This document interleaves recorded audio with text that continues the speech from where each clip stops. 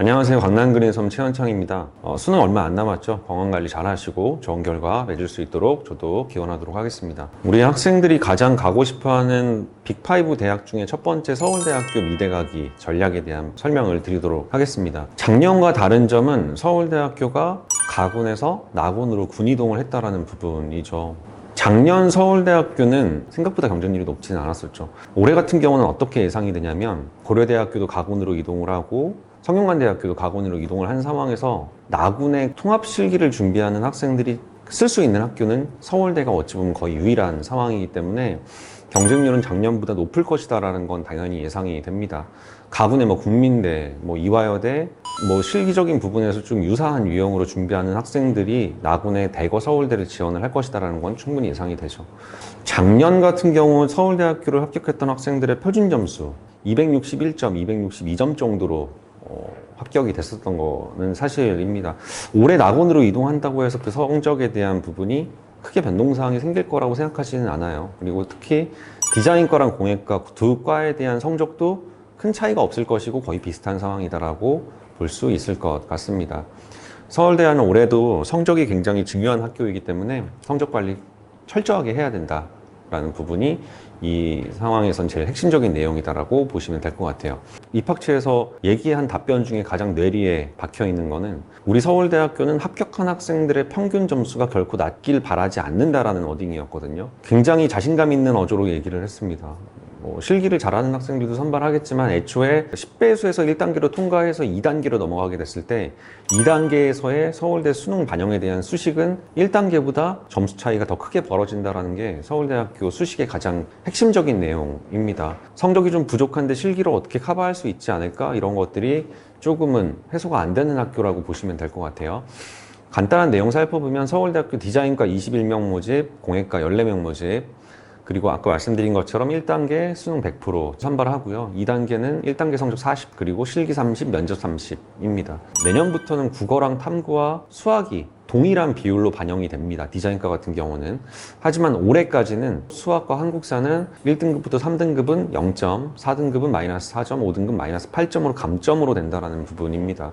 영어는 감점 비율이 좀 더 크죠. 2등급 0.5점, 3등급 2.5점, 4등급 4점입니다. 수학 점수가 생각보다 좀 잘 안 나와서 5등급 정도가 나왔다 하더라도 수학 하나의 점수만을 생각하지 말고 표점에 대한 합산을 생각하셔서 260이 넘었다라고 하면은 과감하게 서울대학교 지원을 하고 합격을 할 수 있는 상황까지도 마련이 된다라고 생각하시면 될 것 같아요.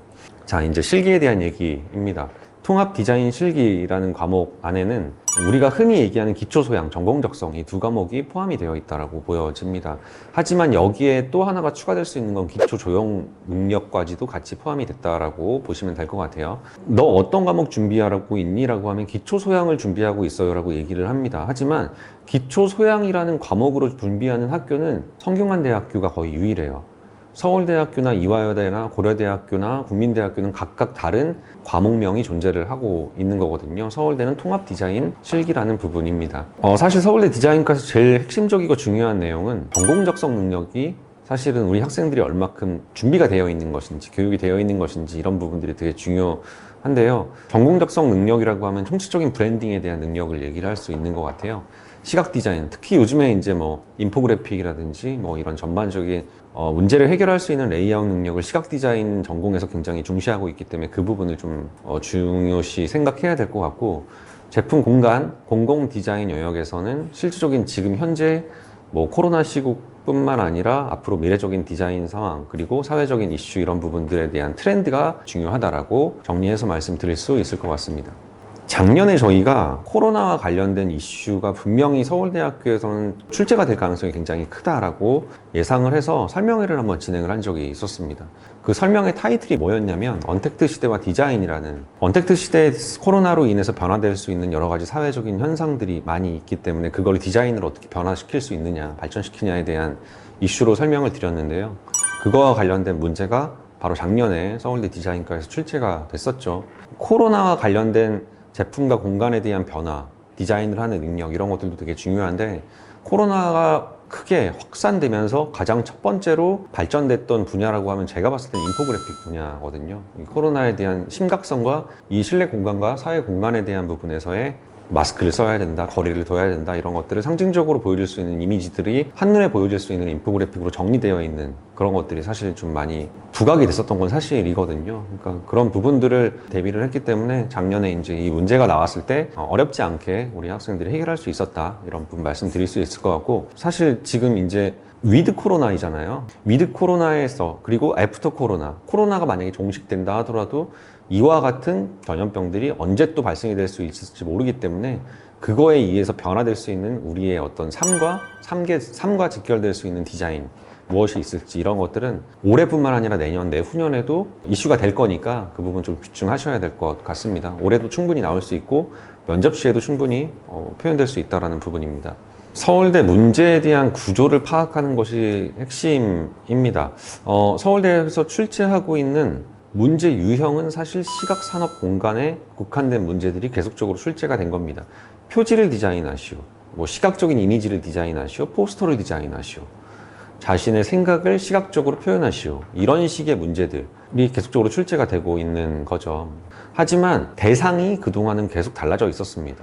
그 사물이 출제가 됐던 적도 있었고, 글을 출제한 적도 있었고요, 현상을 주어진 적도 있었고, 공간을 주어진 적도 있었습니다. 여러 가지의 대상들을 준비해 보는 게 사실은 되게 중요한 거죠. 입체 조형물이나 포스터를 디자인할 수 있는 한글날이라는 상징을 대상화시켜서 표현할 수도 있는 거고요. 2024년도에 파리에서 그리고 올림픽과 패럴림픽이 같이 개최가 되는데, 그 패럴림픽 축제에 대한 이미지를 포스터와 상징적인 조형물을 통해서 디자인하는 여러 가지 어떤 대상에 대한 표현을 다양하게 해보는 것들을 사실 서울대학교 디자인과 준비하는 학생들한테 제일 중요한 요소라고 볼 수 있을 것 같습니다. 서울대 디자인과에 이어서 서울대 공예과에 대한 설명을 좀 해드릴 수 있도록 할게요. 정확함과 다양함, 이 두 가지에 대한 내용이 사실은 공예과에서 가장 중요한 내용이다라고 보시면 될 것 같습니다. 대상은 굉장히 다양하게 출제가 될 가능성이 큽니다. 하지만 사실 그동안 나왔었던 문제들을 쭉 살펴봤을 때는 장신구를 디자인해보는 문제, 혹은 뭐 주전자 세트를 디자인해보는 문제, 내부 입체 조형물을 만들어보는 문제, 혹은 또 주전자와 잔을 디자인하는 문제, 공예과의 특성상 전공에 대한 소양을 굉장히 잘 반영할 수 있는 무언가를 디자인하시오라는 문제가 나왔을 때 무언가는 공예과에 한정된 문제들이 나왔던 게 사실입니다. 한 2년간 손을 가지고 표현할 수 있는 여러 가지 상황들, 그리고 현상들을 표현할 수 있는 문제들이 나왔던 적도 있었지만, 근래에는 다시 또 공예과의 흐름상 형태를 만드는 문제들이 나온 건 사실이거든요. 하지만 무엇으로 이것을 만드냐에 대한 그 무엇, 대상이라는 거는 사물이 주어진 적도 있었고 작품이 주어진 적도 있었습니다. 브랑크슈와 제프 쿤스의 작품을 가지고 표현할 수 있는 모티베이션에서 형태를 만드는 문제가 나온 적도 있었고, 문자, 그러니까 뭐 자음과 모음을 통해서 형태를 만드는 문제들이 나오는 경우들도 있었습니다. 그러니까 유형은 그동안 나왔던 문제들을 쭉 살펴보시면은 충분히 유추할 수 있는 문제들입니다. 공예과에서 충분히 다룰 법한 장신구, 주전자, 그리고 뭐 귀금속, 뭐 이런 식의 문제들일 수도 있겠죠. 그런 부분들을 어떤 대상을 통해서 표현하느냐에 대한 게 굉장히 중요할 수 있다는 부분입니다.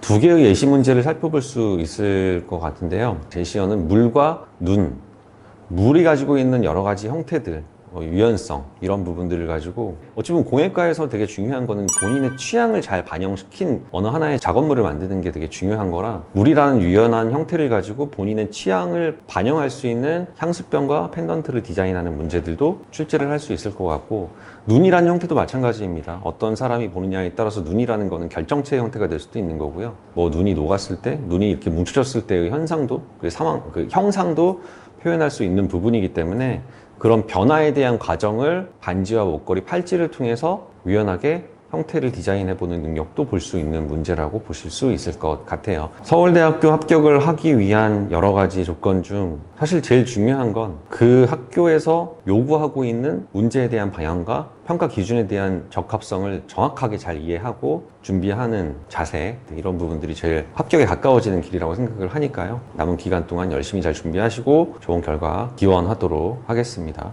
감사합니다.